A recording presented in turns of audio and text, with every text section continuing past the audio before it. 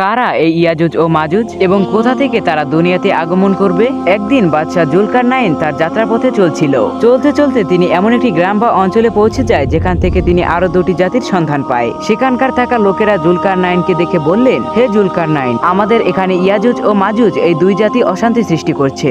আপনি আমাদেরকে তাদের অত্যাচার থেকে মুক্তি করুন। তারা আমাদের এখানে মারামারি ও লুটপাট করে। আপনি কিছু একটা করুন। আপনি তাদের ও আমাদের মাঝখানে একটি প্রাচীন তৈরি করে দিন, যাতে করে তারা আমাদের এখানে আর প্রবেশ করতে না পারে। বিনিময়ে আমরা আপনাকে কিছু মোহর দেব। জুলকারনাইন বাদশা বললেন, না, আমার কোনো অর্থের প্রয়োজন নেই। মহান আল্লাহ তাআলা আমাকে যেই শক্তি দিয়েছেন সেই দিয়েই আমার চলবে। এরপর তিনি তার ক্ষমতার সাহায্যে এই দুই পক্ষের মাঝখানে বিরাট একটি মজবুত প্রাচীন নির্মাণ করে দেয়। আর ইয়াজুজ ও মাজুজ হাজারো চেষ্টার পরও এই প্রাচীনটি ভাঙতে পারল না। এটি দেখে ওখানকার লোকেরা অনেক খুশি হয়ে যায়। আর জুলকারনাইন বাদশা বলে, কিয়ামত যখন নিকটবর্তী হবে তখন এই ইয়াজুজ ও মাজুজ এই দেয়ালটিকে ভেঙে ফেলবে। আল্লাহ আমাদেরকে সহি ইমানদার হওয়ার তৌফিক দান করুন। কমেন্টে একবার হলেও আমিন লিখে যায়।